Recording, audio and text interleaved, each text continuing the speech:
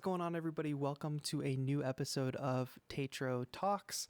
I'm here today with a really amazing music producer, mix engineer, live electronic music performer, Hannes Bieger, who is coming to us from his studio in Berlin. Today's stream is brought to you by 343 Labs, which is an electronic music school based in New York and online, with all of our courses actually available now online because of the pandemic situation. And we actually have one new location that will be coming up and running very soon, but we'll talk about that later. If you have questions along the way during this chat, make sure you put them in the chat. I'm monitoring chat from YouTube, my channel, as well as 343 Labs channel, and all the other platforms we are streaming on. But for now, let me introduce you to our guest, Hannes Bieger. Hannes, how are you today? Hey, I'm good. How are you? I'm pretty good. Welcome. So we are coming from different sides of the world. I'm over here on the East Coast. You're over there in Berlin. It's like, I think one of the main reasons we are doing like this Tetro Talk series is like to feel more connected because we're all stuck at home. How do we, and one of the biggest things for 343 Labs is community, and how do we connect students with each other? How do we connect artists with people who are learning? Artists with artists, all these things. So I think it's really amazing to have you on and be able to have this chat, even though we're on different sides of the world, stuck in our houses or in our studio. Yeah, thanks for having me. The world has become small anyway lately. This is one of the things I really enjoy about a global music scene is that no matter the distances, no matter the location, basically you're always kind of speaking the same language anyway. And so I don't feel any distance at all right now. For sure. I want to take a moment to say hello to everybody who's joining us in chat. So Nikhil, what's up? Renee, how's it going? Manuel, Gerardi, good to see you. Angelico, Zhao, Angelico, nice to see everybody turning up in the chat. Sebi says, hey, Hannes. And then Chris NYC says, Hannes the legend. They're excited for you, man. They're excited to see you. And we have a few more. Scott Vincent, Tejas, Rudy Oggs, Nachos here, of course. Thanks, everybody, for tuning in on this afternoon. If you like this earlier stream time, we usually stream much later, but for Hannes being in Berlin, this worked a lot better for both of us. So let us know if you like the early stream time. But let's actually get into it. So you're in Berlin. The reason we got in touch was initially because you were going to be coming to New York and you had shows booked. So maybe let's just start there. How has this whole pandemic and shutdown situation affected you as a musician and a performer? Well, there's so many other levels we could talk about how this has affected me and the world and everything. And I'm a very political person anyway, so I can discuss this whole topic on a range of different levels and from a number of different viewpoints. But yeah, if we just view at it from the angle of me as an electronic music performer, I tried to make this brief, but the situation was weird because I was actually supposed to play my first US tour Wow. a couple of weeks ago. And so, I just obtained my artist visa in late January, early February, right in time for getting on the road. And I was supposed to play Ultra in Miami also, which had been canceled for a while. But when I actually flew out to the US, none of these travel bans had been established yet. So, of course, it was clear that at some point stuff was going to happen, but nobody knew when exactly, and it just came sooner than expected at some point.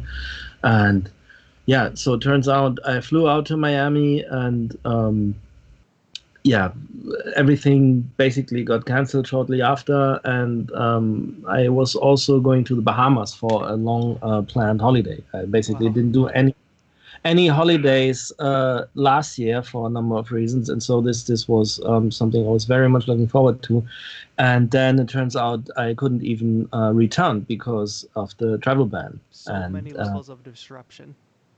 Right. And so I knew, okay, I had to stay in the Bahamas for minimum 14 days because that was the time period I wasn't allowed to re-enter the US. And then during that time, everything successively got shut down more and more. And by the time I was allowed to fly again, there were no flights anymore. Wow. So one could view this as some kind of Robinson Crusoe stranded on a remote island story, and that is of course the romantic side of it. But on the other hand, I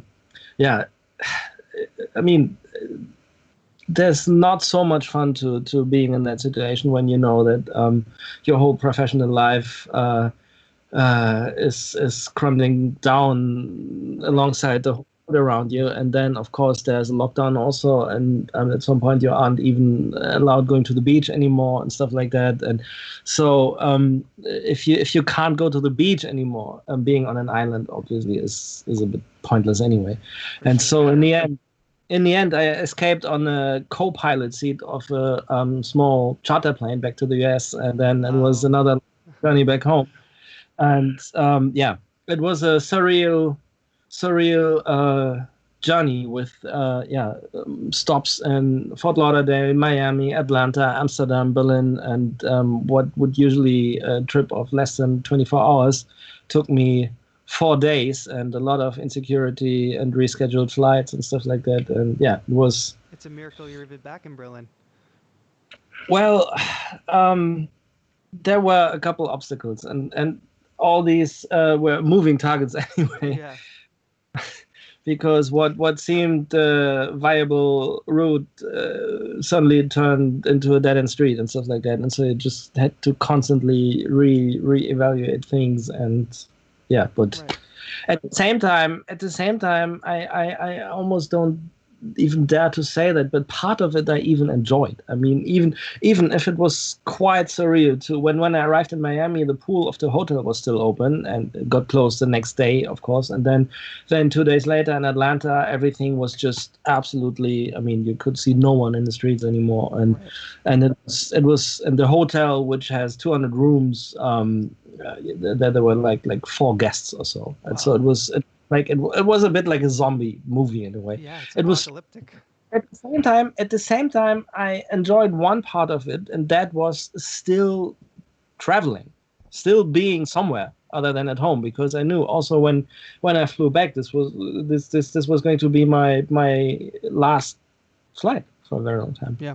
Well, let's zoom out of that for a moment, because that could Yes. get very depressing. And even though you seem to have made the most of it and all's well that ends well, but you're in a unique position. And I say that because you have a very broad skill set. And I do want to zoom out from maybe some of the people who are who are finding out about you just through this stream, or maybe this is their first experience finding out who you are. So can we maybe give them like the elevator pitch of, because you have that, you have the production skill set, you have the live skill set, analog gear, all that, but then like mix engineering, like you did that for the longest amount of time, right? Earlier in your career before you really went head on into performance.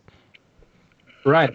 So basically, the quick rundown is that I basically became a musician very early in my life. Like I started to play electric guitar when I was 10, and since that time, it was kind of clear to me that I was a musician, and that this was the life I wanted to live somehow.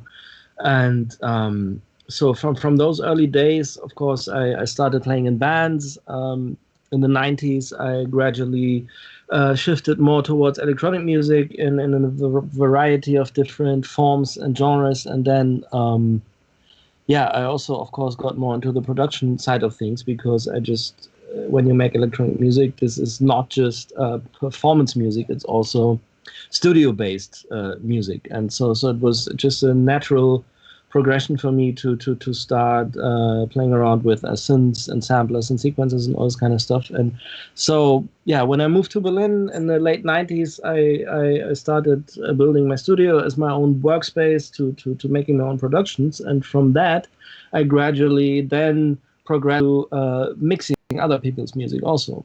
because it was not something I planned, but something that just happened because people started to listen to my records and inquired about the engineers, and I always said, sorry, I can't give you It any was phone number. just you. You're talking to the guy already.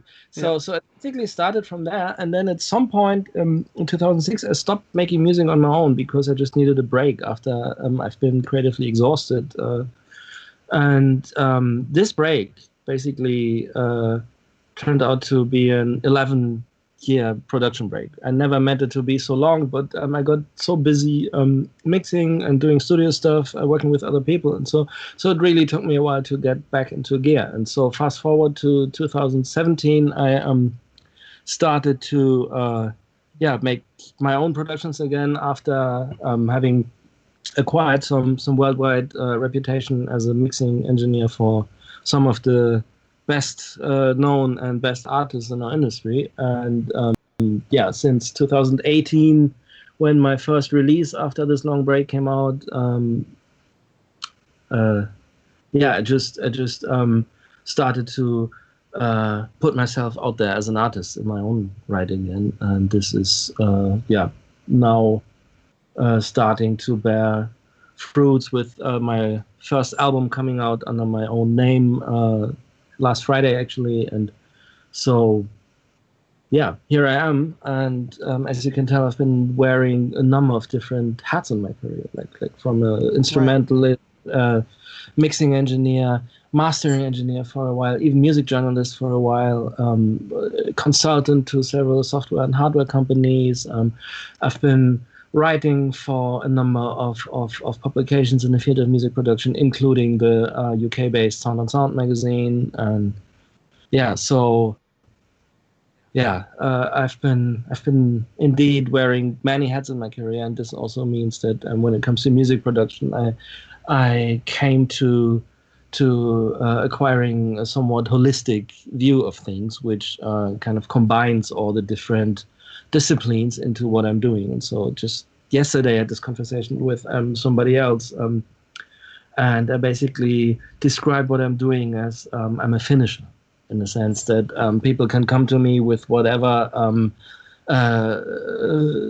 state of production they have, and I if it's consultancy or mixing or additional production or whatever it is, I just help them to find the best possible path forward, getting stuff done, basically, and coming up with a hopefully great end result. Yeah, I want to talk about when you first mentioned how you got into guitar young, and that was kind of your entry point, because I think it probably relates directly to your use of analog gear. Because when you have all these pieces of, when you have like dedicated hardware synths and things like that, that's so much of a closer experience to playing just an acoustic instrument, like a standalone by itself instrument, rather than, I'm very in the box focused. You open the laptop and you're making stuff, and it's a much broader thing you have access to. It goes not much deeper, but there's so much more details you can pay attention to. Meanwhile, you pick up a guitar, you have a tone knob, a volume knob, and a pickup switcher, and you're playing, and the sound you get out of that instrument is the sound you get out of that instrument. Same thing with a synthesizer with a bit more depth, I'm sure. But are those two things connected in that way?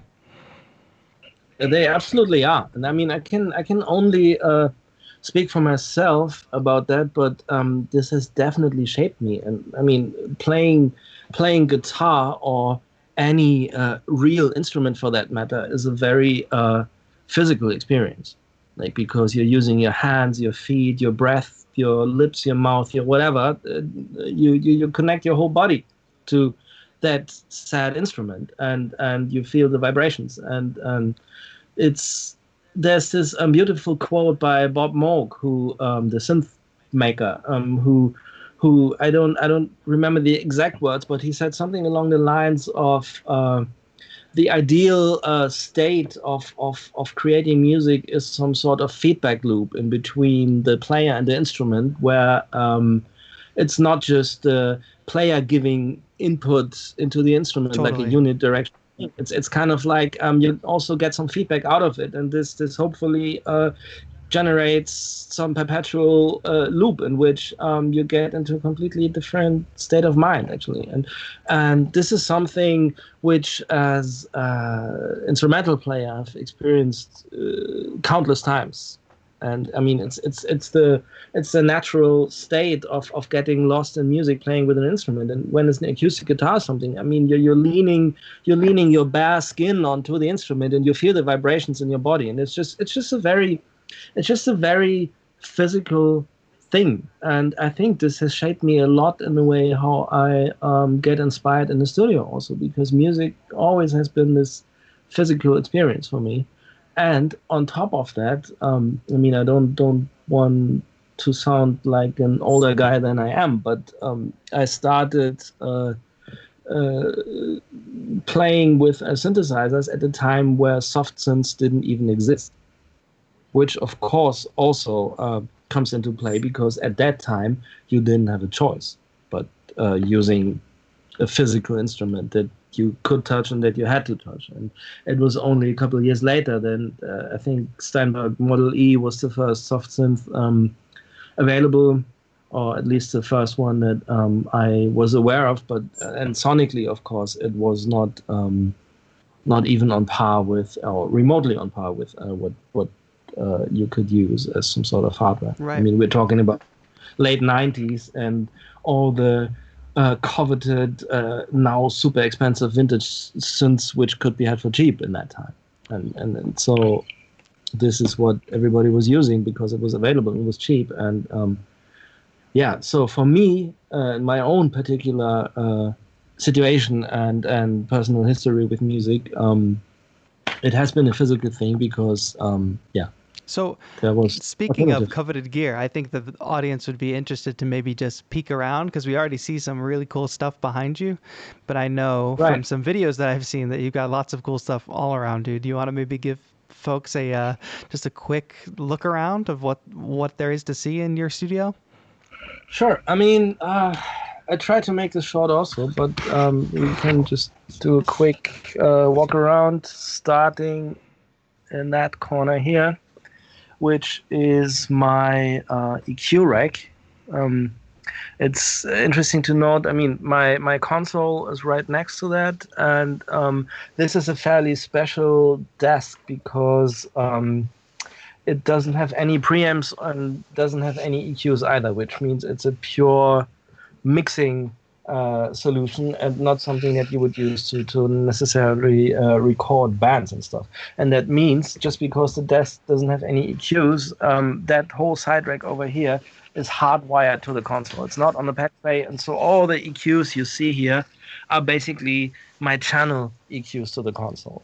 Okay. And then, of course, there's some monitoring, and then if we move over here, there's piles of outboard gear of all varieties, like compressors, EQs, converters, plenty of things that you can switch on. Yeah, with the converters being down here, and this is some master bus processors I'm using during mixdown.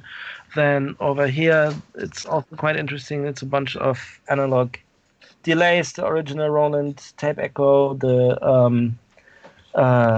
Echo Fix from Australia, which is the latest piece of gear I got here, a pair of Muga Fuga delays, which I've been using a lot on my album, and it's quite, having them here is quite luxurious because they're mono, and together they form a stereo delay, and this is super nice because they're entirely analog, but MIDI syncable, so it's basically a very, very nice analog stereo delay.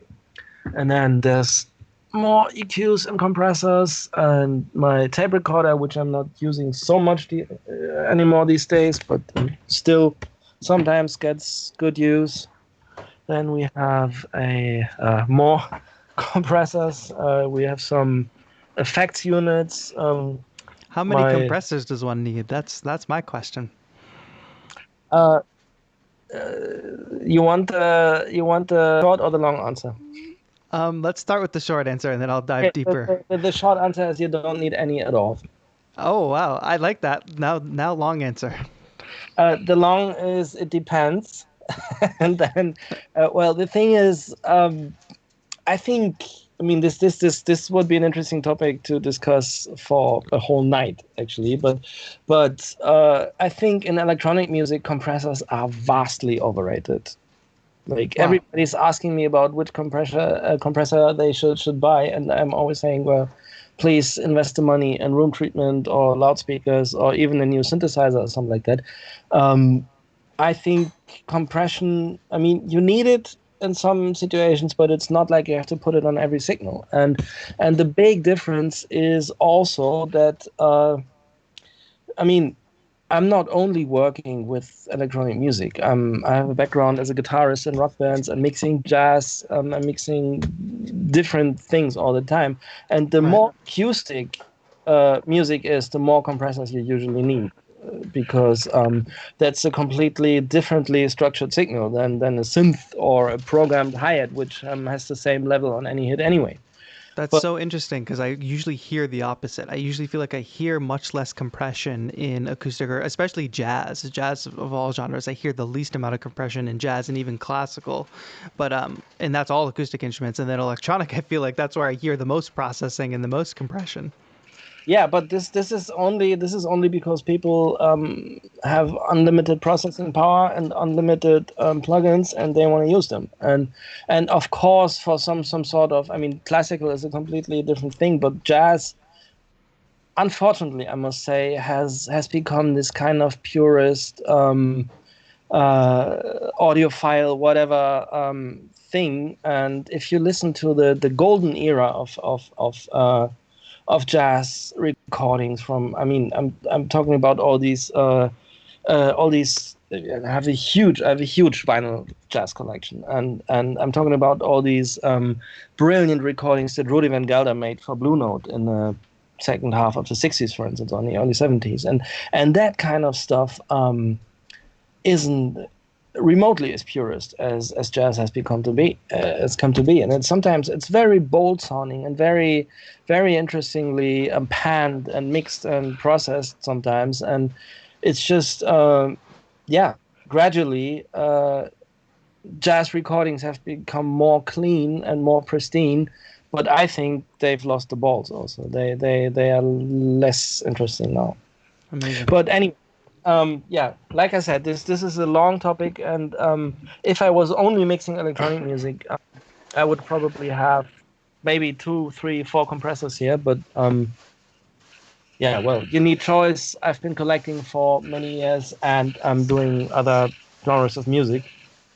Right. You see, yeah, thermionic contralto, really nice distortion processor, the Ursa Major Space Station, which is a super funky multi-tap delay from the 70s, the second digital effects unit in existence, the legendary Roland vocoder sitting here. Then we have the preamp rack over here. I mean, on top of it, more compressors, obviously. Of course. Um, we have yeah, my preamps. This is a 3 audio channel strip, which I'm mainly using for vocal recordings, and there's DI boxes, some super fancy vintage German tube preamp modules, the infamous V72 from the 50s, some Focusrite channels, another tape echo. So yeah, this is basically my mixing setup. And then Whoa, now we'll get into the fun stuff. yeah, the Matriarch, which is a brilliant modern take, Moog had on their stuff. The Prophet 6, which was the first synth I bought after 10 years of not buying any synthesizer. I've got a Korg MS-20, which was the last synth I bought before my break. Um, it's a weird little thing. I'm not using it very often because it sounds so nasty, but yeah, sometimes that's exactly what you want to have. And then proceeding over here, yeah, we got the two auto reverb and delay panels, which are yeah, part of my live set with the custom DIY tray that I can put on the Sub 37. So Nice. these are super, super important part of my sound. Then, of course, the memory moog, which I bought in December from Gordon Raphael, the Strokes producer, who has been living in Berlin for a long time and just moved to the UK and slimmed down his setup a bit before he left. And so I was able to buy myself the memory moog, which is incredible because the Mini Moog, which is over here, is my desert island synthesizer, and this is basically 6 of them. So this is kind of an amazing thing. Then there's a Juno 60, which I think I bought in 1997. It wasn't the first; it was the second synthesizer I bought, but it's the one I'm still keeping for the longest time. Then the Sub 37, which I'm using live also. If you want to look here, there's a huge pile of cables. That's the stuff that you normally Nice. don't see. Oh, I Then, see the most important piece. It's in the corner behind everything. The small pink piano down there. That might be yeah, the well, most important piece. There we that's go. the Oh, Hello Kitty, nonetheless. Hello Kitty piano, which was a birthday gift I got from Steve Bug because I also have a Hello Kitty guitar, and Oh, there also is a Hello Kitty drum set, which is super nice. If you look this up on YouTube, there's this drum clinic video by the Slayer drummer, and he's doing a drum clinic on the Hello Kitty drum set, which is that's hilarious amazing. you just have to watch it. And then the Nordlied clavinet, Fender Rhodes piano, some records I've been involved, and then maybe we just quickly go over here because we kind of missed this one, the Mini Moog. Like I said, the Desert Island synth for me used to be my dream synth in the 90s, and I was never able to buy it because I couldn't afford it. And at some point in the early 2000s, I could, and it's just Tell me what makes the Mini Moog the desert island synth for you. Well, it's basically it's one of these infamous music history firsts. Like, it's basically called the Mini Moog. I mean, it's a huge, big instrument, and it's heavy also. It's like almost 20 kilos, I think. So it's not exactly mini, but in comparison to this, it's mini. Like Yes. what people used to have before is the big modulars, and this was basically the first self-contained portable pre-wired synth somebody has made. And so the first stage instrument, the first stage performance synthesizer. And throughout recording history, there's so many examples of somebody creating a whole type of equipment, like a portable self-contained pre-wired synthesizer. For the first time. And those first usually are the best in each of their category. And I think this is because there is nothing else that could be copied Nothing to compare it slim. to, nothing to rip off. Yeah. Yeah, people had to just be trailblazers and really create this for the first time. And I think still, I mean, the feature set of the Mini Moog, it's somewhat limited, but still you can get crazy filter FM sounds and stuff like that out of it. And at the same time, it's manageable still. Like, even if you look at the Sub 37, it has, like, I don't know, maybe twice the amount of controls or so, which is nice also. But this is, I mean, I just know what it does. I mean, you can see through it still. And then, of course, also the sound is just absolutely magnificent. It's wonderful. It's just basically, yeah, Amazing. Nice. as real as it gets. And then, of course, TB303, which also has an interesting history because I got it for free many years ago. Well, this Won't see that probably today. was 2001 or so. And the thing is, I was given it by some guy from Cologne, also a techno live act who used to play techno live acts back then already, and it was broken because somebody had thrown a beer bottle on stage, and the beer bottle hit the tuning button Yikes. and the whole pod through the circuit board, so everything inside was in shambles, basically. So he basically said, "Well, I'm offering up kind of for free, but I want something in return." And I said, "Look, I've got this super nice Björk vinyl record, like the first one she ever made, where she's playing all these Icelandic traditional songs with a jazz trio." And I said, "Do you want to have this in return?" He said, "Yes." And so I got the 303 and I brought it to my tech, and it cost me Amazing trade. a couple of hundred to have it fixed. Cost me a couple of hundreds to have it fixed, and then 1 or 2 years later, I gave it to a friend. I mean, some guy I knew back then. And at some point, I wanted to have it back, and he said, "Look, I'm sorry, it's broken." And I was like, "Yeah, and now what?" And he kind of left me alone with the broken thing, and I thought it would be just at least fair to split the costs or whatever. But yeah, so I just had the broken thing back, and turns out the CPU was broken. And this is kind of like the unit being brain dead. And so I gave it to my tech again, and he checked, and he said, "Look, the CPU is broken. We need a replacement CPU, otherwise, yeah, there's no use and dealing with it."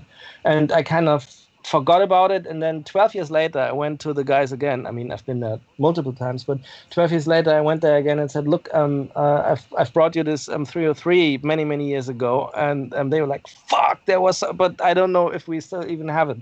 And then turns out they still had it. And they had a spare CPU. So I had it fixed like 2 or 3 years ago, maybe. And yeah, now it's has been playing a very important part on my last releases also. Beautiful. So it's a piece with a bit of a history also. And then of course over here is the modular corner. I have to step back a bit, of course, with a big Moog modular over here, which is a system 35. It's basically all this part is the original Moog stuff, and then the top two cabinets is mostly third-party add-ons by different manufacturers. The market isn't as big and wild as Eurorack, but there's still some 5U manufacturers. And I think this over here is pretty much something like the crown jewels or so, because I'm not sure if you can see this, but this is a vintage RA Moog low pass filters. It's basically it's and this particular one doesn't even have the manufacturing circuit boards. It has been made on so-called turret boards, which are developer circuit boards. Whoa. So this means that this is either a very early production model, or even one of the prototypes they made before they went into production. So chances are that this has pretty much been hand built by Bob Moog himself. So everything you have is so rooted in history. I wonder if that plays a big role. I think you're a little bit sentimental. I would say that. More well, so, and you don't really have that these days with lots of gear, and so your collection is there's a story behind everything, I feel. Well, it's not as crazy. There's this one of my favorite studios in the world is a place in Hollywood, and there's a story to everything. Mm-hmm. I mean, here it's a couple of pieces, but the collection over there is just like, I mean, they have the drum set Frank Sinatra's drummer has been playing on stage for 15 years, and one of the two vibraphones which have been used on Pet Sound. So this is a different level of history for sure. But again, like, I mean, if you see this here, I'm standing, and so the sequencers are on a level, on the height of my chest, basically. So, and I still have to pinch me sometimes that I'm standing in front of this big wall of modular Moog stuff, and dialing in some stuff on the sequencers, and it's still not normal for me. It's still something that's very, yeah, I can get carried away and overwhelmed by it, and but it's a physical thing. Like I said, it's not sitting in an office and moving a computer mouse staring at the screen. It's like dancing in front of the big machine, and it's a physical experience. Right.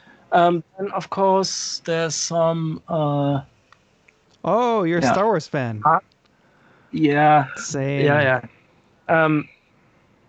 as far as history goes, the ARP 2600 here is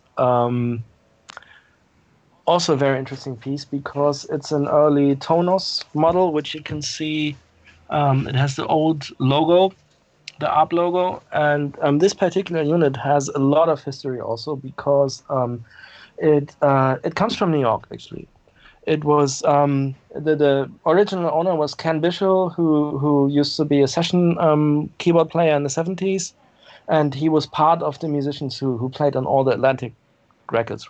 Wow. And so that means that there's some Aretha Franklin records from the early and mid 70s where he played this exact synth, which you can tell because there's this fasten seatbelt sticker in the filter. I'm not sure if you can see it. Pretty much. It's over here, and you can. There's old photos of him playing the synth with that sticker on, so that's kind of proof. And I bought it from Tone Tweakers in New York. Oh, Tone Tweakers, friends of 343. Yeah, huge shout out to them. Yeah, it's a fantastic company, and they are actually the ones who told me to get in touch with you for the masterclass. Oh, amazing! So this unit also plays a role in us speaking together right now. Look at that, from Aretha Franklin to us. Right. So this is also very, very nice, important piece over here, and it comes with the original ARP sequencer, which is one of the greatest analog sequencers. Then is my only bit of Eurorack over here. That's a Roland System 500, next to the Buchla music easel. The DFAM by Moog, which is one of my one of my favorite instruments, actually. And then I've got brilliant pieces over here, like this one. Ooh, fancy. Yeah, so this is... Oh, Hello Kitty also. Mode. Rewind selector! Oh, that's priceless. Yeah, it comes with an echo, and... yeah. And I heard that was used by the Hello Kitty back in the 70s and on her first tour. Is that true? Well, it's not in this room right now, but I told you about my Hello Kitty guitar, and I posted when Steve got me the Hello Kitty piano for my birthday, we posted a photo of us with the instruments and saying that we were doing a new live act called the Hello Kitties, and posted that on our socials. And then we got messages from people who were mad at us and thought we would have lost our mind finally and completely. Watch out. And thought for real. And were kind of angry that we would put our reputations on the line with this kind of stuff. And it's funny. I mean, I don't have the feeling I'm putting a reputation on the line by way of having fun with toys. When my son saw my Hello Kitty guitar for the first time, when I think he was 6 at the time, and of course it's pink, and he saw it and he looked at me like, "Dad, you've got a girl guitar," and I was like, "Yeah, I have a girl guitar." That's amazing. So but that's another story. So this is basically, I think, pretty much. Yeah, I mean, we could spend more time. Yeah, we could spend so much time, and we just went really deep. And before we go on too far, what I want to talk to you about is like your album that just came out and your approach to making music and live and all that. Before we do that, I want to let people know that today's stream is brought to you by 343 Labs, which is an electronic music school in New York and online, soon to be actually in Berlin, which is a great thing. We are kind of softly announcing that coming up this summer, we will be opening 343 Labs in Berlin, Riverside Studios. It's going to be really amazing. So if you are Berlin based, as soon as some of these restrictions come out, or if you're even traveling to Berlin and you would like to expand your knowledge in music production, music theory, we have courses for all levels, beginners, intermediate. We have hardware classes, in the box classes, all that. 343labs.com to stay in touch. There's a link in the description. Also, don't forget, if this is your first exposure to Hannes Hannes and his work, his link is also in the description. You can go and check him out. Make sure you give him a follow. Check out his performances, things like that. I know, Hannes, you're kind of everywhere. You talked about your travel at the top, like being based in Berlin with your studio there, but you also, I've heard you talk about like having sort of an affinity for New York. Can you talk about like the two different scenes and what they do for you as an artist?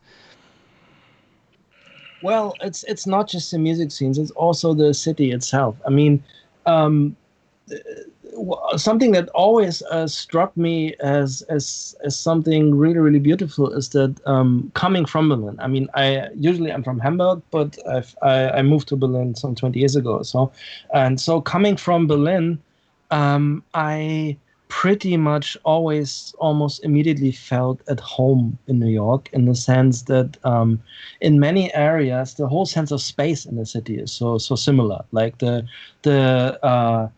height of the buildings, like okay, minus the high rises, of course. But if you're in some uh, I don't know, some West Village or Brooklyn neighborhood or something like that, the height of the buildings and the width of the streets and all these, the sense of space in the city is quite similar as opposed, for instance, to London, where you have all these narrow streets and tiny houses, and it's all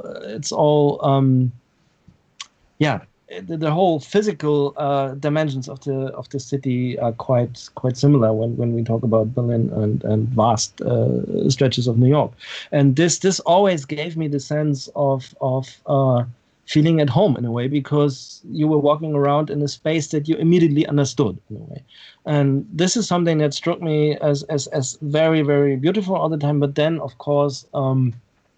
Yeah, it's always this. I have to pinch myself. I'm in fucking New York kind of thing, Yeah. because being a musician all my life and knowing about the significance of the city and the history of music and everything. It's just yeah. It always has been. I mean, it can be a draining and exhausting city for sure, but at the same time, it can also be very very uplifting to just stand on a street corner and have a coffee and have a look at what's going on, and you realize you're in New York. This always meant a lot to me. And as far as musical scenes, I mean, there's such a variety everywhere, like just like here basically. And there's so many different things going on, and I've been fortunate enough to visit so many different studios in New York also, and peek behind the scenes in so many different places. And it's just I've seen just one example. I've seen Alicia Keys' a private studio being constructed when there was only a like a collection of analog synthesizers in the corner of this huge open space, and then some construction workers smoking weed in the other corner. And I mean, there's so many stories and so much history that I have. I mean, I don't know where to start and where to end actually. Yeah. But yeah. I guess I want to talk about your music. So you just released your first album under your own name. But what I found as someone looking from outside, like I'm not a regular techno listener. I have an affinity for electronic music, of course. But when I listened to your music and mainly dove into A Million Souls and then the latest release, Pehle, you have a delicateness, but then at the same time, it can quickly evolve into being harder or darker, I guess, a little bit. And I'm almost seeing you as a very sentimental, humble guy. So I'm a little bit surprised by matching up that personality with some of the a little bit darkness of some of your tracks. Is there any intentional blend of those two aspects? You know, the light, not lighthearted, but the lighter, more tender stuff, and then the harsher, more deeper, darker stuff that I kind of hear going out through the record. Well, it's an interesting question, and it's also a difficult question for me to answer. But I think, well, I'm well past the point where I start making music with a certain concept in mind. What I'm doing is just what's happening and what's coming out of me, and I'm pretty much opposed to this way of creating music where you basically give yourself too much of I mean, one thing, or let me put it in a different way. There's this beautiful oblique strategies card deck by Brian Eno, which the concept is whenever you're in a creative deadlock, you take one of the cards, and then this one says, "What would your closest friend do?" The next one says, "Cut a vital connection," and so on. The inconsistency principle. It's always first steps. Ask your body. So it's a very very beautiful philosophical art project kind of. Sometimes there's no direct meaning to take out of it, but there's this one card which reads, not sure if you can see, it's gardening, not architecture. And that's basically the motto behind it all, because I'm not the architect of my tracks and of my career and all these things. I'm more like a gardener who's planting seeds and watering them and trying to give them the best conditions to grow and thrive. And in that sense, yeah, my music is just what happens when I make music. I love that idea and I've heard Brian Eno speak about this, like the difference in the approach and not being an architect, and thinking about that as gardening is really amazing. And I wonder, with your approach to electronic music and being a live performer and a producer, and I know you've done some streams and you've done some live shows, how much of that gardening aspect carries over to live performance? Is it similar where you're starting with some seeds, like you know what seeds you're starting with, how it grows maybe a little bit similar to previous times, or could grow into something completely different on a different night? Well, it depends, I would say, because part of my awesome Soundwave tribe, as I call this group of live acts associated with the label where I've been releasing my album, they are just playing pretty much entirely live. Like Satoshi Tomi, for instance, I have infinite respect for that. The way how they just create stuff on the spot, patterns on the spot, and of course, if you do that, every night can be absolutely different, and from the greatest night ever to a disaster, maybe also even. My own live set doesn't really work like that, which is because the music I'm making doesn't lend itself so much to that type of spontaneity. I mean, it would be possible, but not if you do it all by yourself. Right.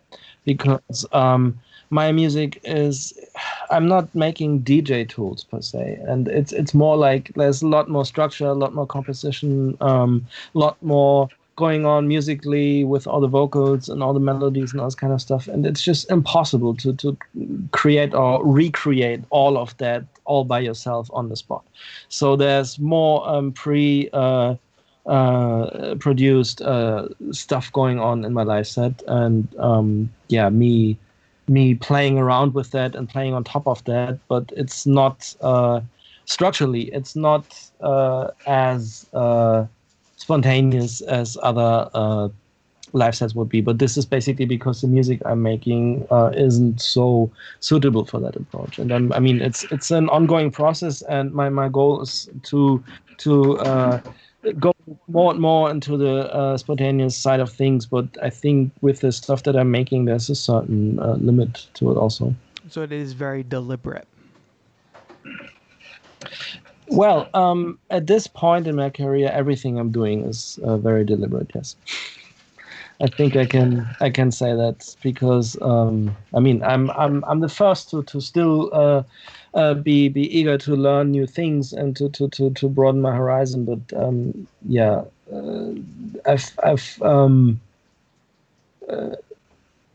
I'm past the point of haphazardly throwing out seeds and see which plant is coming up. I know when I want to grow beans and when I want to harvest oranges. So, Right. but at this time, yeah. There's a couple of things where I'm still not making any plans and where I'm just curious to see how things unfold and where I'm reacting to that. But at the same time, there's other aspects where I just don't leave anything to chance. And Pehle, your most recent album, seems like a very deliberately planted garden. Do you want to talk about what was the main, what was your main idea going into this album? Well, if we stay in this metaphor, and I think it's beautiful because if I think of it like this, it's a fairly wild garden. Right. It's something where yeah, nobody has come in mowing the lawn for a long time. And there might be something dangerous in there. Either something poisonous or some creature is hiding within that might come out to get you. Like, I get a little bit of that from it. Yeah, it's definitely a bit of a genre in a way. And this is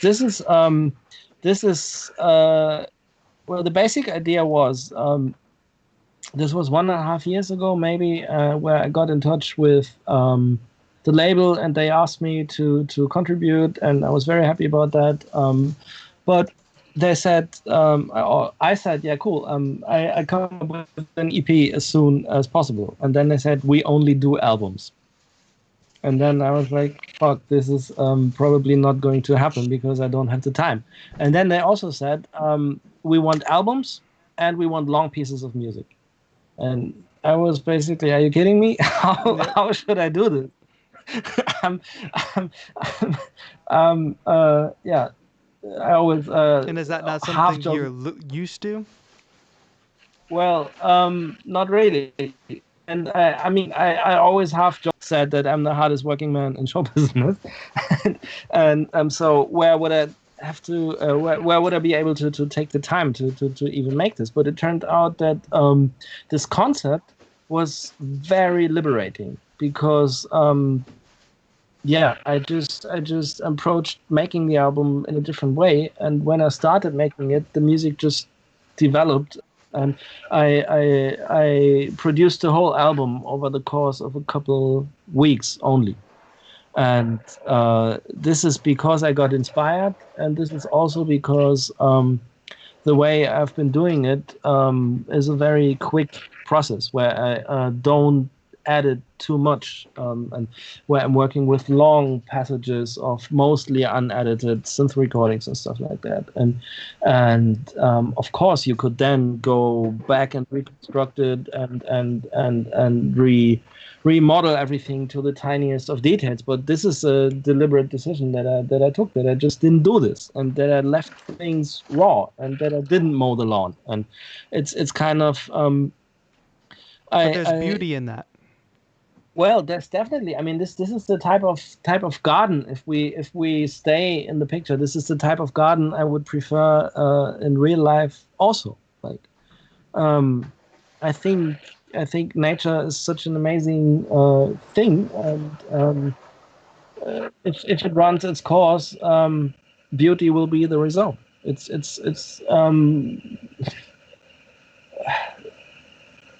yeah, it's just. Is it a little bit to zoom out of the garden metaphor a bit? Yeah.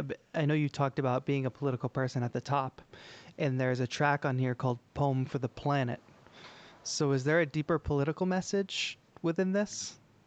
Well, I didn't write the lyrics. Ursula Rocker, who performed the vocals, wrote the lyrics, and I mean, she's a poet, really. She's an incredible and ultra significant artist with what she's doing, and I've been admiring her for over 20 years.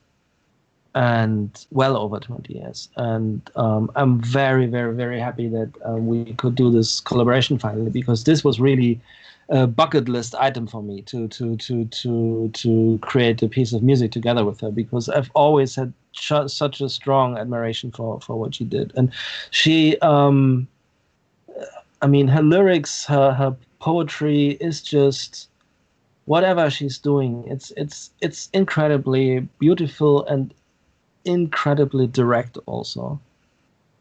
Like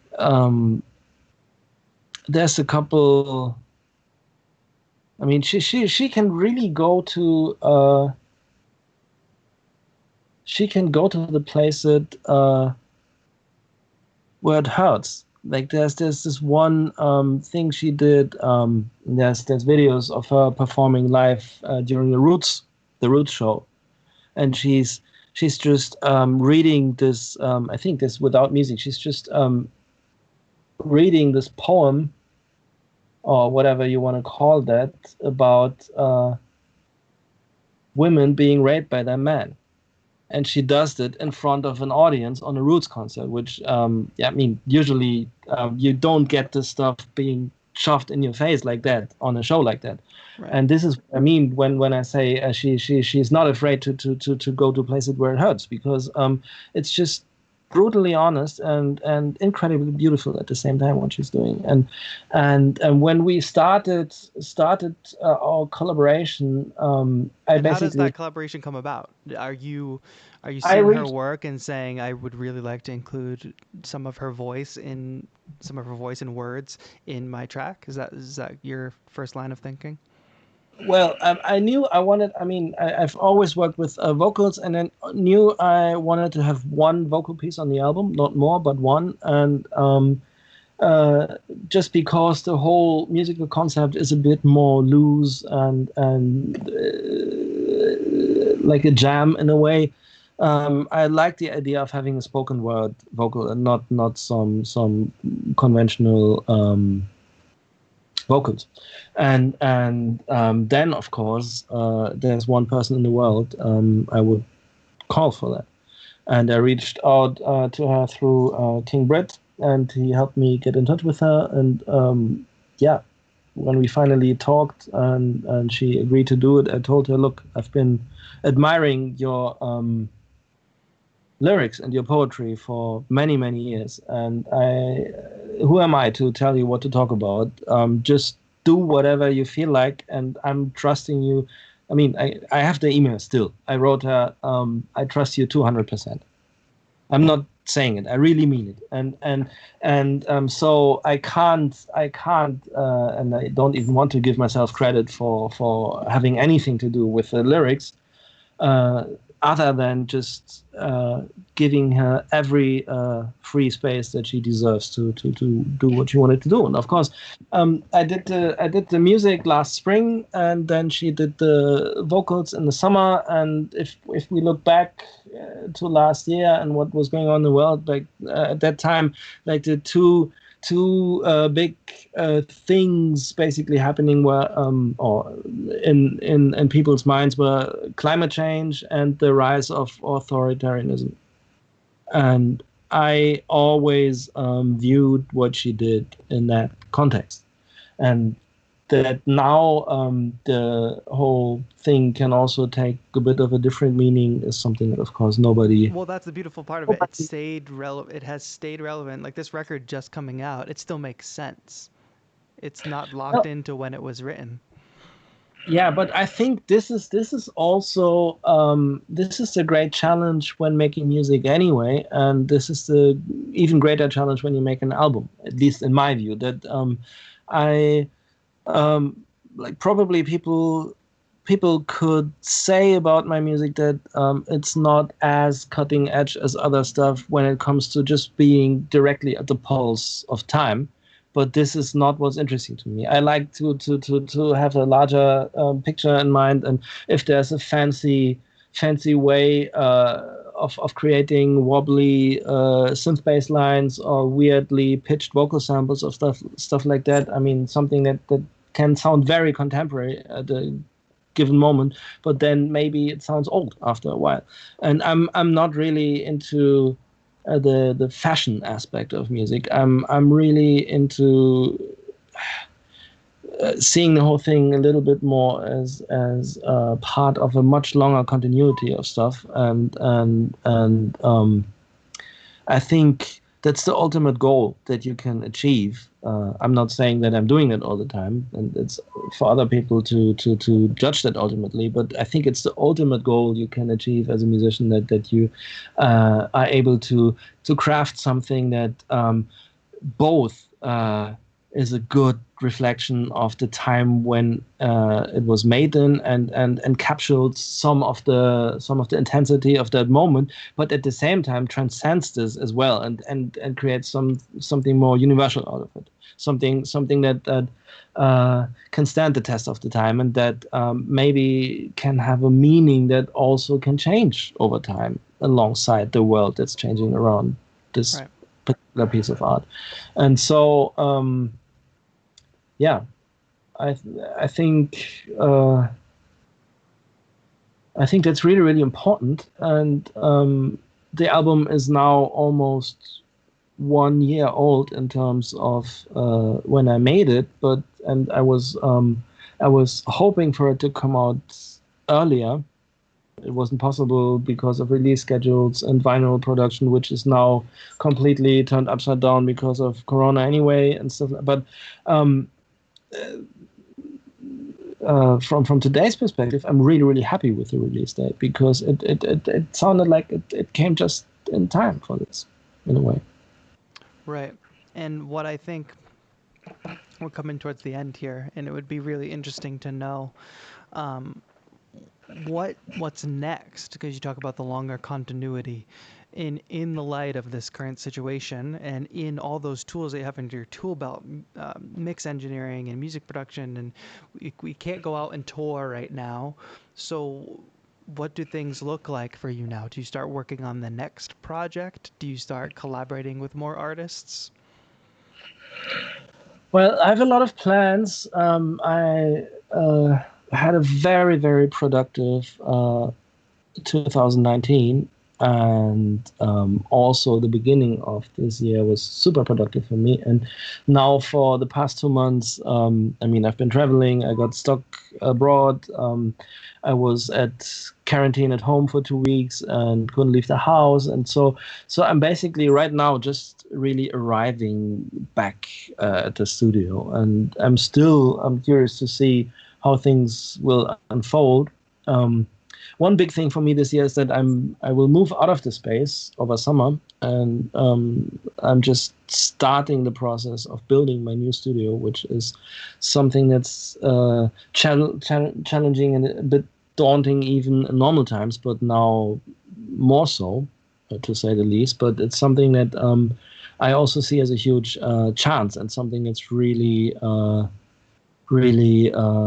amazing, and something I'm looking forward to basically build my future workspace for the next 10, 11 years to come.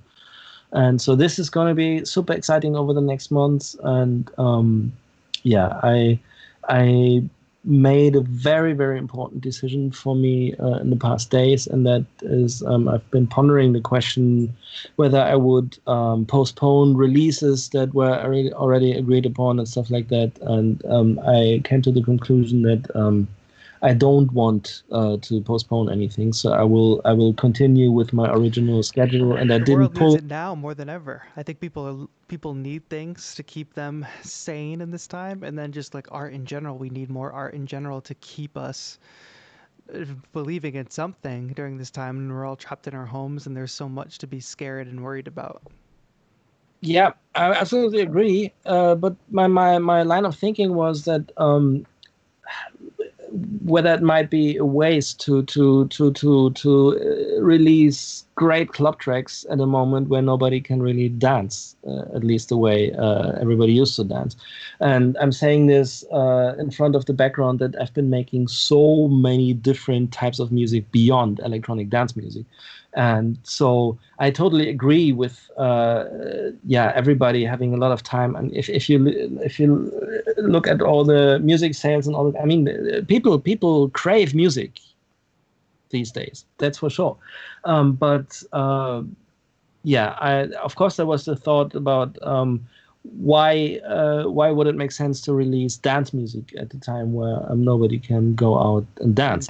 But still, and even and this in front of the background that I've been making so much music beyond electronic dance music, but at the same time, and this is probably, I mean, as a live act, you have the disadvantage to DJs that you are less flexible with the programming, because you can, or normally you play only your own stuff and you can't just choose from everything. But at the same time, this also means that if I release my tracks now and nobody can really play them out there, I still will be able to play them. Right. This is a beautiful thing as a live act, that I can still play stuff that I'm releasing right now next year, even the year after, and nobody will complain about it. And as a DJ, of course, if the amount of music you're playing is too old at some point, it's probably it's not exactly squaring with your job description in a way. But so I decided to do that, and that means I have 3 EPs coming out this year. Wow. After my album now, and this is only the stuff that is in that's basically signed deals already, and I can talk about one of them. That's I'm returning to Bedrock next month already, actually, and this is something I'm very much looking forward to, because I've played the track twice live earlier this year, and it was just mental, and I'm really looking forward to sharing that one. And then I'm going to do 2 EPs on 2 other labels, and the interesting thing about that is, I mean, I don't want to mention the names yet, because I want to keep this to myself for a little longer, but these 2 are both labels I haven't been releasing on yet, and still labels I like a lot, and labels which have been around for many years, and which are just incredible platforms. And one of them is closer to what I've been doing lately, and the other one is a proper techno label, which is also really nice, because the tracks coming out on that label, on that EP, will be 128 and 129 BPM, which is a lot faster than what I've been doing for myself recently, and so this is going to be interesting. And then, of course, there's a whole bunch of other stuff in the works, and but this is what's on the horizon so far, I can say. So lots more to come from you, Hannes Bieger. I want to thank everybody who's tuning in and watching, and thank you, Hannes, for joining us. And this is a really thoughtful conversation, and I know the chat was able to take a lot from it. You're a very thoughtful artist. I really love the fact that we were able to go so deep and talk so philosophically, but then hone in on some of these different aspects. One question from the chat before we go. Tori Grossman asks, do you have a release date for the Bedrock single? It's gonna be in mid-June. Yes. Mid-June. It's not going to be far, and this is I posted a video of me performing the track on my Instagram a while. I mean, I think this was still last year when I made it, end of last year, and I know that many people are waiting on this one. I'm just this week I got a couple of messages sending me the link to that video again, and man, is this ever going to be released? And so yeah, I'm really looking forward to doing that. Very exciting, and you can check out Hannes's Instagram if you go to the description of my stream. Make sure you go give him a follow. And also, make sure you check out the sponsor for today's stream, 343 Labs, where you can sign up for online classes and learn how to make all kinds of amazing electronic music, no matter what level. If you are a beginner, if you're intermediate, or if you even want to dive into some advanced stuff, sound design, synthesis, things like that. We've also got courses in songwriting.